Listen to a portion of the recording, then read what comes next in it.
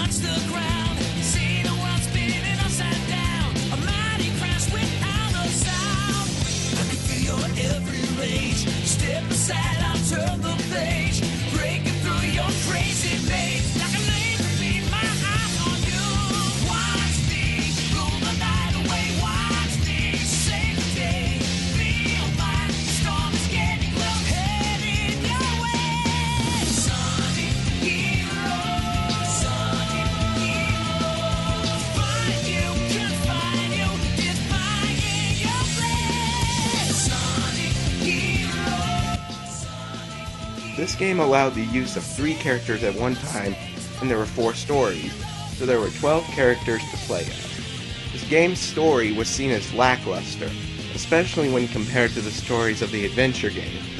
This game got very mixed reviews. Critics enjoyed the sound design and graphics, but the controls and camera made the game very difficult. Also, the voice acting was criticized, and was considered horrendous by critics. After Sonic Heroes failed to reach the sales Sega wanted, they decided to take the series in a whole new direction, aim it towards the teenage audience, and in 2005, Sega released what is considered a betrayal in the Sonic series. Shadow the Hedgehog. This game tried to make Sonic darker, with swearing from the characters. The game is split into 3 different sides: Hero, Dark, and Normal. But whenever you select one, as soon as something corresponding to another side appears, it automatically switches you to it, making you have to constantly pause and switch back. This makes it pointless to choose one, though. This was also the start of Sonic games having very confusing storylines.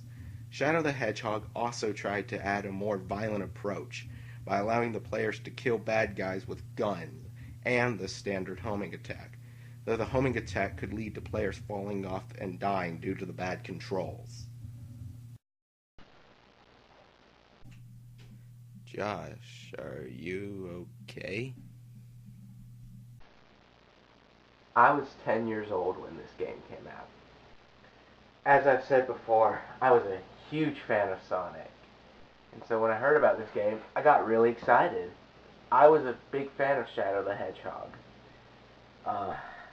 And I got this game for Christmas. As soon as I opened it up, I ran upstairs and started playing it immediately. I didn't even open my other presents. I was like, Shadow the Hedgehog, gotta play this now.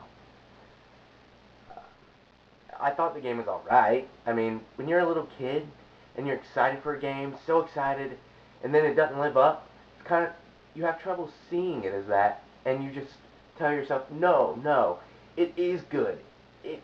It is good. It is. But then the character's cussing. I know it was mild, but it still just felt really bad to me. It felt weird. But I just kept playing. Then the bad controls, the constant cheap deaths, the constant glitches, it made me so frustrated. I hate this game. I know some people just don't like it, but I hate it. Not only because I was so excited, but because it ruined my Christmas. Though, this wasn't the last Christmas that would be ruined by a Sonic game. Well, that's pretty depressing. This was a bad direction for Sega to go. Many critics considered this just a betrayal to the longtime Sonic fans, and this new adult theme was very poorly received, especially the swearing, which, although mild, it was constant. Shadow the Hedgehog was Sega's last Sonic game for the sixth generation of consoles, and things already weren't looking too good for Sonic. Now, the year was 2006. It was the 15th anniversary of Sonic. And what did Sega do to celebrate this occasion? They created a game that nearly killed the series. The game was called Sonic the Hedgehog, although now it's just known as Sonic 2006. This game tried to make Sonic more realistic by adding more human characters and making Eggman look real. The game introduced a new hedgehog named Silver, who had the power of telekinesis. In the game, you could choose from either Sonic, Shadow, or Silver. The game tried to emulate Sonic Adventure by having a hub world. Unfortunately, it was filled with uninteresting characters, it was hard to maneuver, it was difficult to figure out where to go, and one wrong jump could kill you. The game was filled with glitches, which could lead to the player dying or the game being stuck on an endless loop. It was too easy to go too far or miss a jump and be killed, and the controls were to blame for this problem. This game has been considered the worst Sonic game besides Sonic R. The controls were unbearable, the camera was just as bad, and the story was the most confusing in the Sonic franchise, with what is considered one of the worst endings in any video game. This was the other Sonic game that ruined the Christmas for me. When I heard the title, all I thought was that this was going to be a 3D remake of the original Sonic game for the Genesis, like a 3D remake. But whereas Shadow the Hedgehog took me a couple hours to realize it was a bad game, Sonic the Hedgehog only took me 20 minutes. I remember playing it for the first time and how disappointed I was, how destroyed I felt as a Sonic fan. I was getting very worried about Sonic. Why couldn't you just give up on Sonic? Because I wouldn't let something from my childhood just die. You said the same thing about another gaming character. After you've made a game like Sonic 2006, it would be hard for Sega and Sonic to become what they once were. And it didn't get much better after that. Sega decided to once again take Sonic in a new direction. This time, they would combine the classic 2D platforming with a 3D beat-em-up. This game would be released in 2008, and it was called Sonic Unleashed. If you thought that the story in a Sonic game couldn't get any weirder, it just did. Sonic becomes a werehog. Yep, let that sink in. Now, when I first tried this game, I loved the 2D parts. Actually, in the demo, that's all they let you play. But when I got to the 3D sections with the werehog, it just felt off. And it turns out I wasn't the only one who thought that. Critics enjoyed the 2D platforming, but they didn't like the 3D. This was somewhat of an improvement, but not much. During this time, Sega was putting Sonic in Nintendo games. Sonic appeared in Super Smash Bros. Brawl and Mario and Sonic at the Olympic Games. It was two former rivals finally being together in harmony. Also, Sega was making exclusive Sonic games for the Nintendo Wii.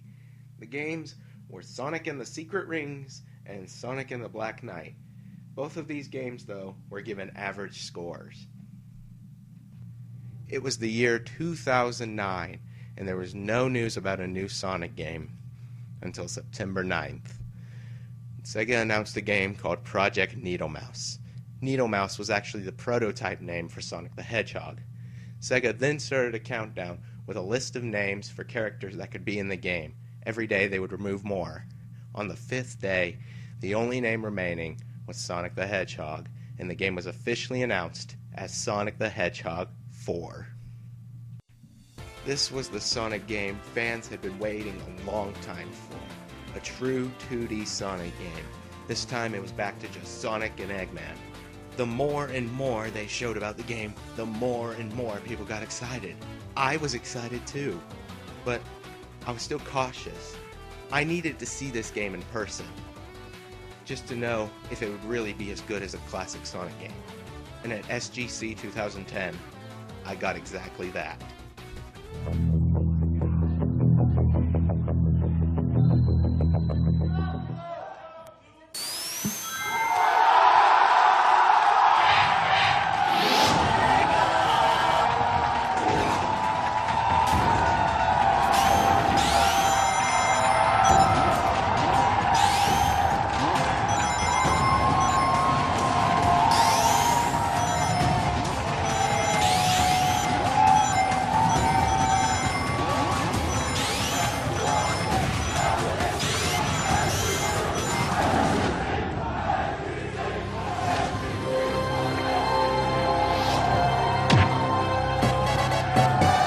Give you Sonic the Hedgehog 4!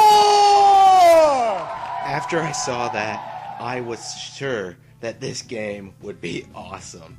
Sonic the Hedgehog 4 Episode 1 was released in October of 2010. The game returned to the classic Sonic format, and some of the levels and bosses seemed like recreations of the ones from the 16-bit games. It was a commercial success and had positive to mixed reviews. Critics said it was fun, but that it was too easy and too short. It would be 2 years before the second episode would be released. Sonic the Hedgehog 4 Episode 2 was released in May of 2012, and this time it reintroduced Tails and Metal Sonic. After the first episode was such a success, this one was very poorly received. Critics liked the better visuals, but they said that the uninspired level design, inconsistent boss battles, and large amount of puzzles kept this from being a great game. It's unknown at this time if Sega will make any future episodes. So, it seemed like the main Sonic games were going to start getting better, though the same can't be said for the other Sonic games. Sega started using Sonic, sort of like how Nintendo uses Mario. We got a tennis game? Put Sonic in it. We got a racing game? Put Sonic in it. We got an RPG? Put Sonic in it. We got a crappy Kinect game? Put Sonic in it. It got pretty ridiculous. Thankfully, though, the next main Sonic game was another success. It was a Wii and DS exclusive called Sonic Colors. Sonic Colors was released only 1 month after Sonic 4. This game again tried to introduce something new to the Sonic franchise.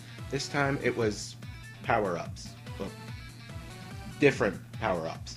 Sonic could use a variety of them that he got from these things called wisps. The Wii version allowed players to use either the Wii Remote, with or without the nunchuck, the classic controller, or the GameCube controller. The game was another success, and critics enjoyed the gameplay and graphics, but criticized the controls and said it was too difficult at some points. So it seemed like Sega was bringing Sonic back to his original greatness, and it was getting close to his 20th anniversary. It's crazy to think that Sonic has been around for over 20 years, and what Sega had planned for this occasion was something that nobody could have ever expected.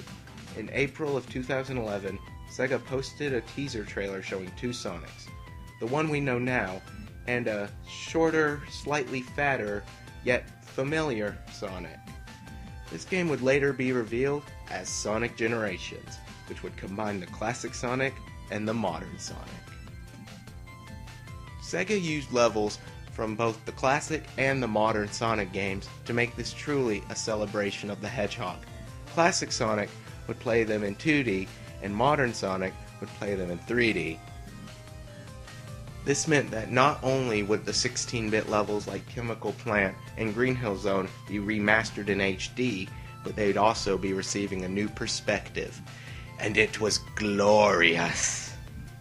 Something I find interesting is that now we have two different Sonics. This Sonic is this Sonic, and this Sonic is this Sonic. Sort of like how this Donkey Kong is this Donkey Kong, and this Donkey Kong is this Donkey Kong. No, I think it's a little less confusing than that. This game was another huge success and was highly praised. Critics loved the gameplay and the level design and the graphics, but the controls, especially in the 3D parts, were still a bit buggy. But other than that, people loved this game, and a lot of people say that now that this has come out, that Sonic is finally back to his original spot as a gaming icon.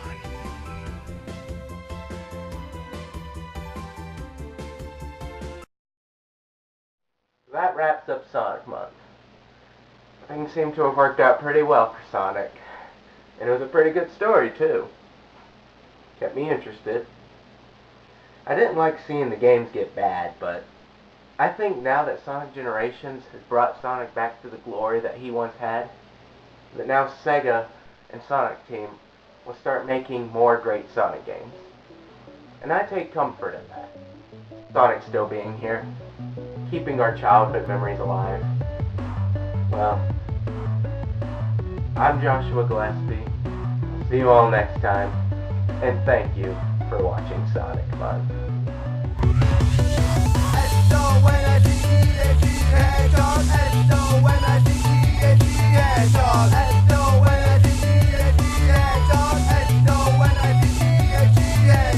Up, down, left, right, A, and start is the code you use to enter my heart on June 23rd in 1991. It was on that day they invented fun. Tapping your toes cause I took too long. I forgot to pause when I'm on the phone. Running so fast through the Green Hill Zone. Trying to get the speed that Nintendo. Sonic is the best there is.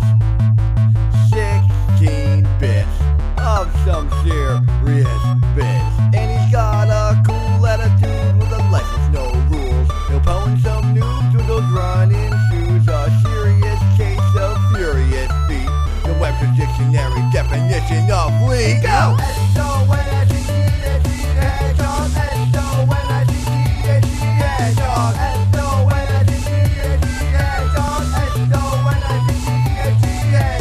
I can't take more for free, no bros.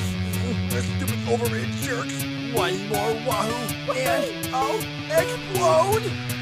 Cause I'm a 90s teen with a bad attitude. I need something fast, I need something rude. I don't wanna be a plumber, I don't wanna be an elf. I wanna run faster than a bat out of hell. Oh, my name is Keith and I'm not gonna lie. You turned 3D, it made me cry. But it's okay, yeah, it's alright. Cause number 4 is freaking tight. Sonic the Hedgehog is the best there is. Cause Sonic the Hedgehog does share the shit. Sonic the Hedgehog is aiming quick. Cause Sonic the Hedgehog is 16-bit. S-O-N-I-C-T-H-E-Hedgehog. S-O-N-I-C-T-H-E Hedgehog.